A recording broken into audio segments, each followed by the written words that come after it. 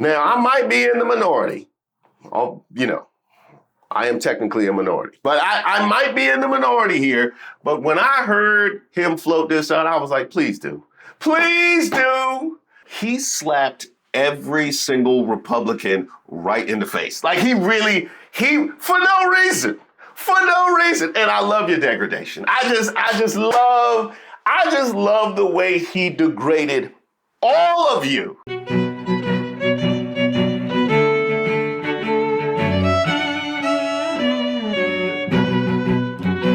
Hey, shout out to all of the subscribers and members here on the channel. My name is Reese Waters, and this is Street Politics. I would like to start with a selection from the choir. Jennifer Lewis? Red states, blue states, it's time for new debates. If we care about our children at all, it's time to answer the call. Because we're sick of this shit. Everybody is sick of this shit. Now, as far as what stuff we might be sick of? Arriving in Japan for a World War II memorial service today, Secretary of Defense Pete Hegseth had no comment about the latest controversy he's facing. Mr. Secretary, does your wife attend meetings with sensitive info? Mr. Secretary, does your wife have a security clearance? Hegseth had already been facing scrutiny over the messages he sent in the Signal group chat about the U.S. strike on Houthi rebels that inadvertently included journalist Jeffrey Goldberg. Now questions for the Pentagon leader are growing over a report in the Wall Street Journal that Hegseth brought his wife to 2 meetings with foreign military counterparts where sensitive information was discussed, according to multiple people who were present or had knowledge of the discussions. Back in early March, cameras captured Jennifer Hegseth entering the room of a bilateral meeting with the United Kingdom's Secretary of Defense. The Pentagon released a photo showing her seated in the room. That meeting coming just a day after the United States said it was ending intelligence sharing with Ukraine. See, that's what happens when you got no trust in a relationship. That's what happens when you got no trust in a relationship. I've been in that situation. Where you going? I got a meeting. It's highly classified. Yeah, I'm going to see the Joint Chiefs. Take me. I'm going. Earlier this month, Trump imposed an extra 25% tariff on imports from Canada and Mexico, which is leading to the exact opposite outcome of what Trump was expecting when he talked about making our US auto industry stronger. Ford CEO Jim Farley is speaking out. Farley said there's no question that tariffs at 25% level from Canada and Mexico, if they're protracted, would have a huge impact on our industry, with billions of dollars of industry profits wiped out and an adverse effect on US jobs. Although Ford is less exposed than rivals like GM and Jeep maker Stellantis, it is still expected to take a hit from suppliers that will be impacted. The US auto industry is already falling behind China, but domestic leaders like BYD are already quickly expanding overseas, stealing market share from legacy automakers. In addition, Trump's decision to withdraw federal support for EVs and impose tariffs on our biggest trade partners will only put the US further behind. These people not going to be satisfied until we are moving around the country in rickshaws. Apparently driven by children. Ain't that right, Florida?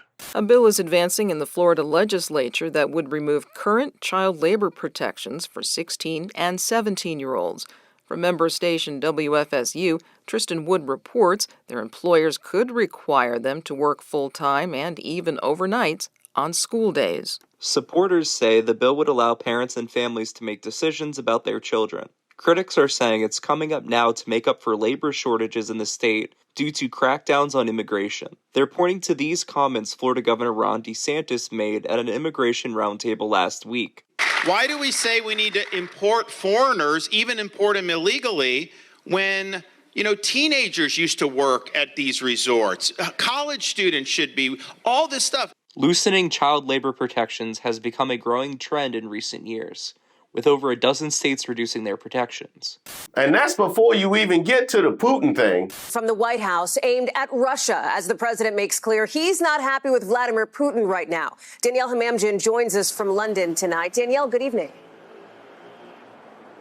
Good evening, Hallie. When Vladimir Putin called for Ukrainian President Volodymyr Zelensky to be removed, it didn't go down well with President Trump.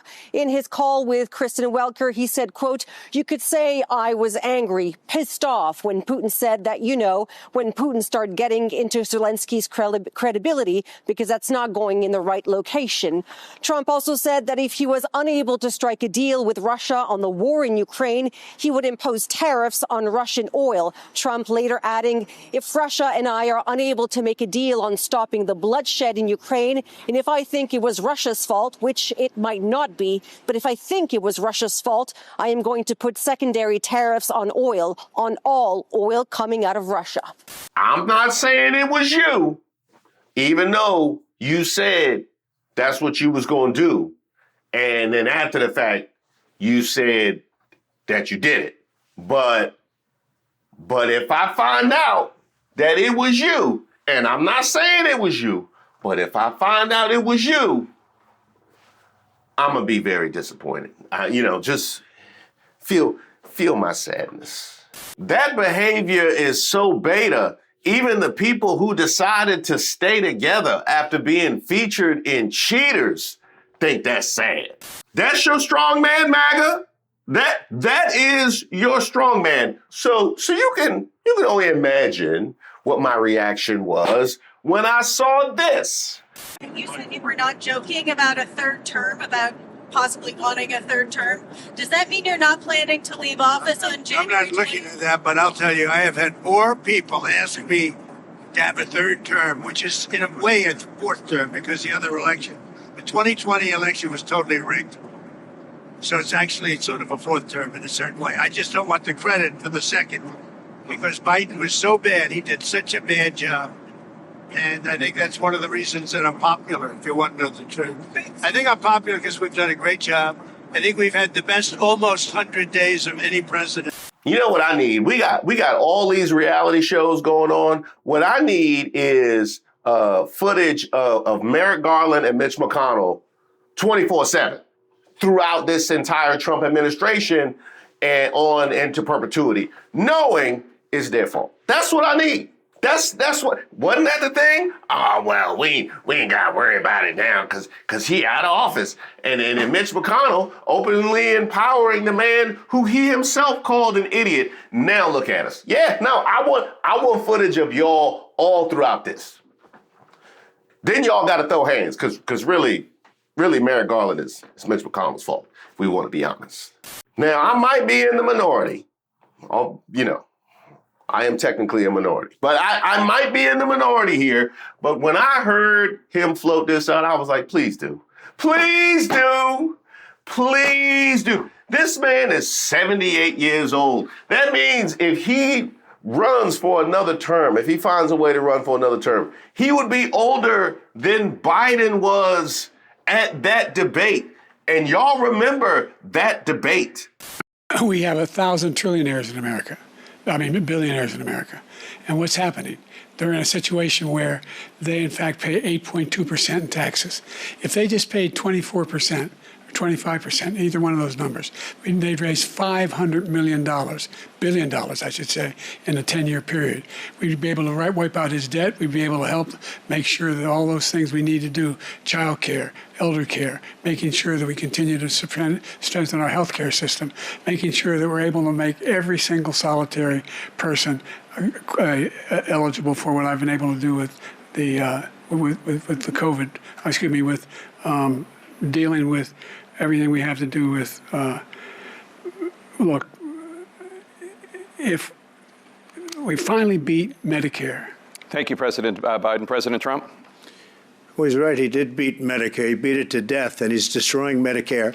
And also remember, this man ran out of gas last time. He couldn't even finish his campaign. He gave up and started dancing to YMCA, and they had to brand it the Trump. This is the man who was so unfocused when he spoke, they had to invent the weave.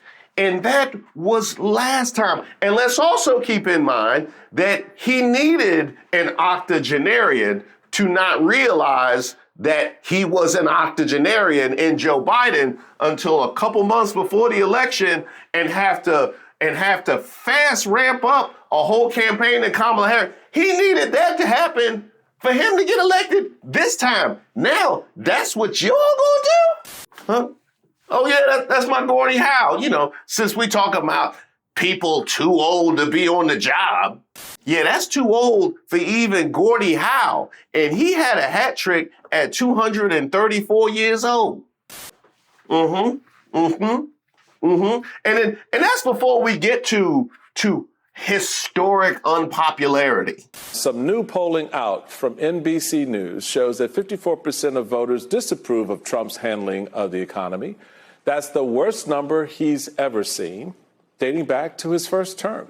And a whopping 82% of voters say the state of the economy is either fair or poor. So basically, most people aren't happy. Point is this, you see what's happening, you know what's happening. And if you spent the last few weeks worrying about what all of this means for you and what this means for the country and your community, you're not alone. I mean, you're in the majority, actually. Brand new polling shows that a majority of Americans say the State of the Union is not very strong. A majority of Americans say the cuts to the federal government are doing more harm than good. A majority of Americans say Trump has not paid enough attention to the country's most important problems. And the only president who had a lower approval rating than Donald Trump at this point in their presidency is Donald Trump. Again, you see what's happening. You know what's happening. And you are in the majority. We see that very clearly in the data. And what would historic unpopularity be without historic incompetence? On the same day as he said he wasn't joking about running for a third term, he gave us this. On the tariffs that you're planning, so you're expecting to hit something like 10 to 15 countries, is that right? No. All of the countries across the board? Not 10. I don't know who told you 10 or 15 countries. So we heard that you were going to aim for the 10%. But you didn't hear it from me. So how many countries will be in that initial tranche? You'd start with all countries, so let's see what happens. You're expected to hit 10 to 15 countries, is that right? No. All of the countries, you would start with all of the countries. He don't even remember 2 questions ago. And that's now. And he wasn't done. We have our own lumber. We have our own energy. We don't need energy from Canada. We don't need lumber from Canada. We don't need anything from Canada. We don't need cars from Canada, as an example. So we are I think we're going to have, I call it the golden age of America. I believe this will be the golden age of America. Thank you very much. Oh, that must be why you're threatening their independence and sovereignty. That must be, because everybody knows it is always prudent to threaten neighbors that you don't need anything from. That is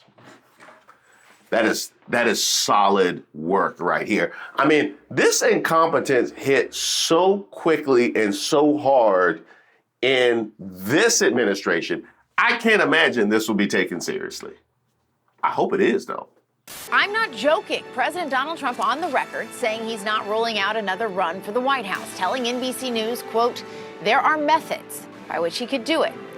Now, the president is limited to 2 terms by the 22nd Amendment to the Constitution, but that has not stopped President Trump from flirting with this idea before.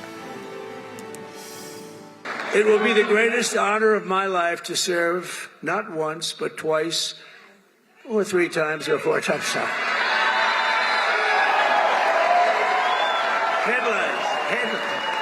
Headlines from the fake news. Now it will be to serve twice. Should I run again? You tell me. There's your controversy right there. There's your controversy.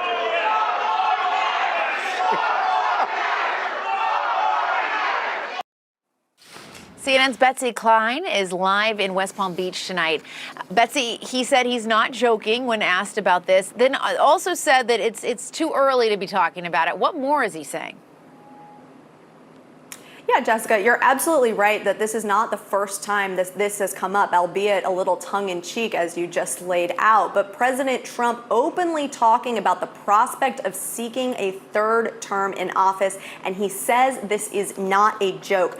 I want to read to you part of the transcript from the telephone interview he had with NBC News' Kristen Welker. Welker says, "Sir, I'm hearing you don't sound like you're joking. I've heard you joke about this a number of times," to which the president responds, no, I'm not joking. I'm not joking. The president goes on to say that there are methods on which he could seek a third term. Welker asked if it's possible that Vice President JD Vance gets elected and then passes the baton. The president indicated that that was an option, but he said there are others too. The president, of course, repeatedly said it is, quote, too early to think about it. Now, the 22nd Amendment to the Constitution, it bears repeating, Jessica, added back in 1951, and it says, no person shall be elected to the office of the president more than twice. Now, repealing that amendment would require a 2/3 vote in the House and Senate and ratification in 3/4 of states. So that is extremely unlikely. However, Steve Bannon, who is a top outside ally to President Trump, has mused that the president could be eligible because the amendment doesn't specify consecutive terms. We should also note that President Trump is going to be the oldest president ever in office at the end of his second term, topping Joe Biden's record at 82 years and 7 months old in January of 2029. Asked if he even wanted to serve a third term, the president said he likes working. Jessica. You know, what's a little Constitution? You know what I mean? Constitution ain't never stopped you before. In fact, even if you didn't want to run for an additional term, just the ability to continue to run roughshod over the Constitution and see exactly what red hats in office will follow you down the dustbin of history is something I wouldn't mind looking at. But I can imagine anybody else to ABC News. Come on. Legal scholars are raising concerns after President Trump said he's considering a third term. The 22nd Amendment explicitly limits a president to 2 elected terms, or 10 years, saying, quote, no person shall be elected to the office of the president more than twice, and no person who has held the office of president or acted as president for more than 2 years of a term to which some other person was elected president shall be elected to the office of the president more than once. For more on that, let's bring in ABC contributor Kim Whaley, legal expert and professor at the University of Baltimore Law School. So, Kim, that was a lot of words that I just read, but break this down. Is there any wiggle room in here, in the language you see in the Constitution, for President Trump to seek a third term? Well, Diane, there's always wiggle room for creative lawyers. And I think the argument is that the word elected to 2 terms maximum means literally elected, not served. So the argument he's saying is that he can serve more than 2 terms, so long as he's not elected at the top of the ticket. For example, if he is elected as a vice president, JD Vance as president could resign and he could move to the position of president. That's not being elected. The problem with that is the 12th Amendment says specifically that if someone's ineligible to be president, they cannot be a vice president. But at the end of the day, this doesn't really hinge on what the Constitution says. It's more on, you know, if the Republican Party decides to put him on the ballot on a state-by-state basis, who's going to stop that process? There's no mechanism. If Donald Trump is willing to push the boundaries of the Constitution, if the Republican Party doesn't come in and stop him, I think this is this is feasible. This could actually happen. Now, this actually reminds me of the video I posted not so long ago about AOC, which you should check out, by the way. She crushed it in Arizona.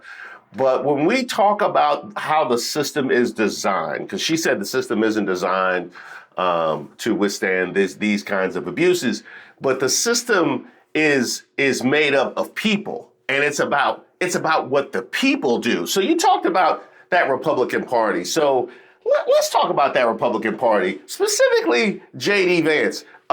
You mean You mean this JD Vance? You know, there's a really striking moment in the text exchange when the vice president argues against launching this attack. I want to read you part of that text. He says, quote, "The strongest reason to do this is, as POTUS said, to send a message. But I am not sure the president is aware how inconsistent this is with his message on Europe right now." Do you read that as the vice president disagreeing with President Trump after a decision had actually been made? Right. I not only read it as a disagreement with Trump post-decision, I read it as very fraught, because what JD Vance is saying in the group chat, which included, as you know, much of the cabinet, much of the president's cabinet, he's saying the president doesn't even understand what he's doing here. So I found that remarkable, obviously, given that JD Vance has tried very hard to make sure that he's 100% aligned with what Trump says. Here we have a serious, substantive conversation where he's telling members of the cabinet, members of the president's own cabinet, that no, he doesn't even get it.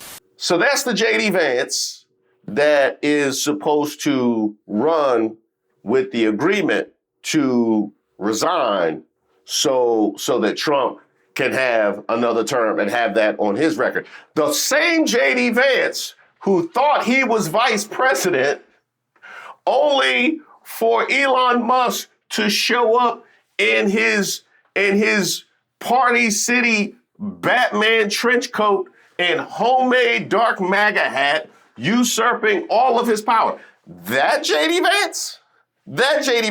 Because I'm old enough to remember Fox News getting so much mileage out of Kamala Harris protecting Joe Biden, who was too old to be in office and he was incompetent and this, that. They got so much mileage out of that.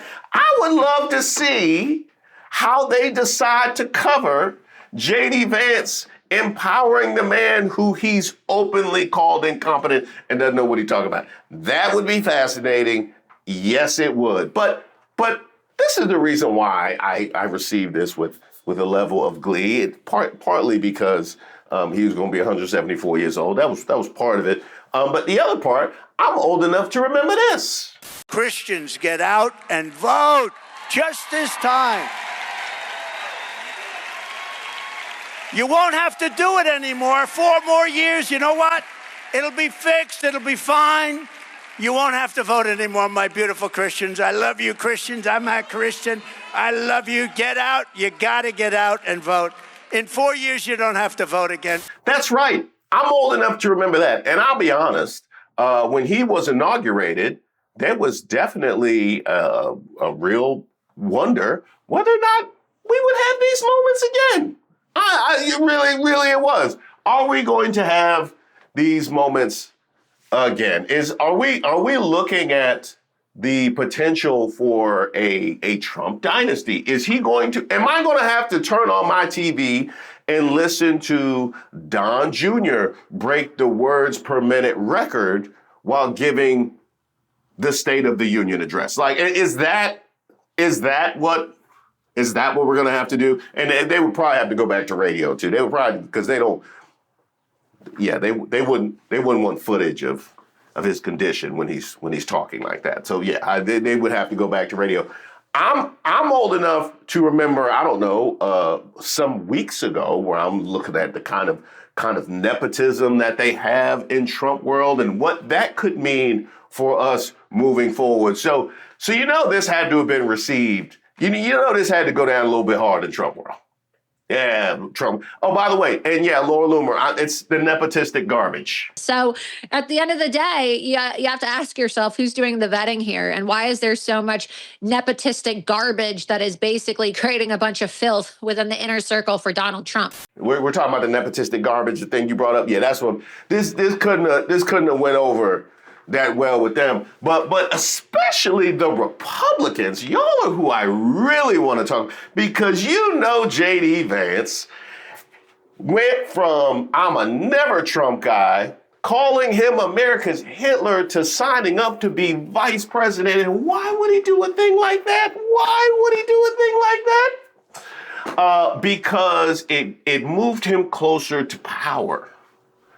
Only to find out Only to find out that line don't move. No. And he ain't the only one that was told it. Ron DeSantis, hey Ron, what does he do? Is he training little kids? Hey Ron, you saw this? Yeah? Yeah, your whole plan, set it on fire. Yeah, feed it to the gators. Your whole plan. And not just you, how many others are y'all Republicans? Because y'all done sat there and gave Trump all the power. Congress gave him your legislative power. Even the courts has tried to give him power over the courts to the point where he doesn't feel like he has to obey what the judges say. Y'all sat there and empowered this man for your own needs, for your own means, only to come to find out, ain't no there. Ain't no there. It was no, that was it. What y'all gonna do? What y'all gonna do? Steve Bannon this week made some headlines saying that he's working on a plan to allow President Trump to run for a third term. Is there any scenario where you would support a third term for President Trump, which is not legal under the Constitution? Yeah, I wouldn't have supported a third term for George Washington. So that's a no. That's a no, yeah. Okay. Senator, thank Let's you do it again. so Yeah, much. thanks so much. Please Yeah. come back soon. Senator Curtis, we really appreciate it. Thank you. Well, we will see if that is the exception or the rule. We will definitely see about that. But I just love the fact that no matter how serious or not serious this is, he slapped every single Republican right in the face. Like he for no reason. And I love your degradation. I just love the way he degraded all of you. And it couldn't have happened to a better party. It really couldn't have. Which brings me to the MAGAs, right? Because the MAGAs love to say, oh, it's not a cult. It's not a cult, right? And they say the MAGA is not a cult, right? It's about principles. What principles? What principles?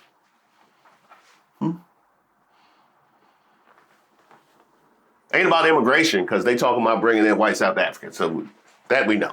Ain't about economy, because look at how the markets look. And look at the debt that we had last time. So yeah, that's go ahead out the window now. What you got? Defense? Pete Hegseth?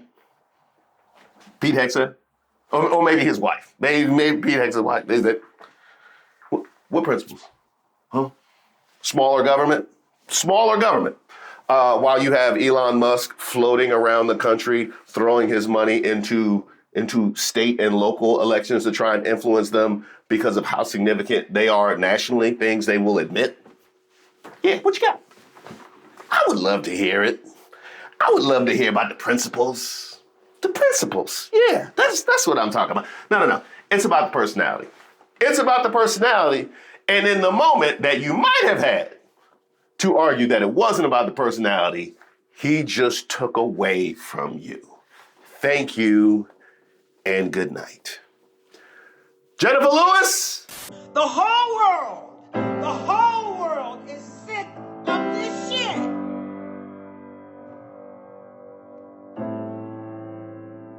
New York to San Francisco, Cairo to the Congo, Greenland to the Sudan, Carolina, all the way to China, Alaska to Nebraska. That's right. Oh, y'all, we're sick of this shit. So sick of this shit. Dubai to Shanghai,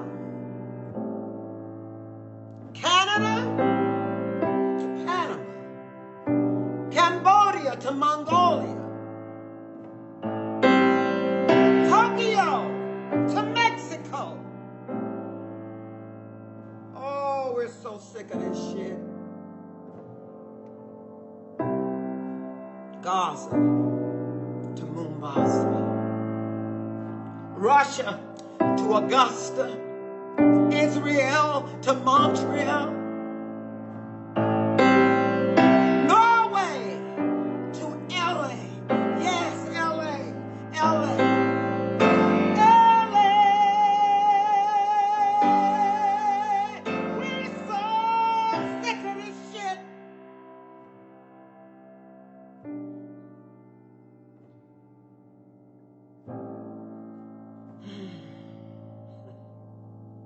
I'm so sick of this shit. But I'm not gonna let it make me sick. And neither are you.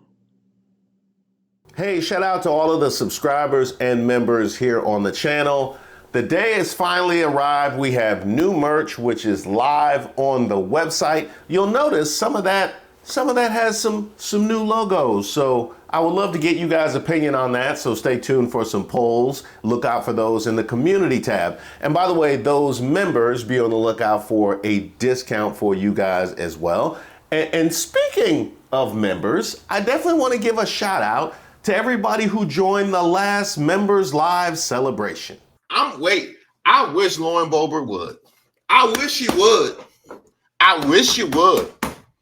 Because I can go in the trunk. I can get my fat lever. You want me to get mellow on you? And speaking of which, apparently you guys really enjoy both the Black MAGA and the Karen content. We have Republicans that are not even willing to address you. Could that be a new regular bit on the horizon? Stay tuned.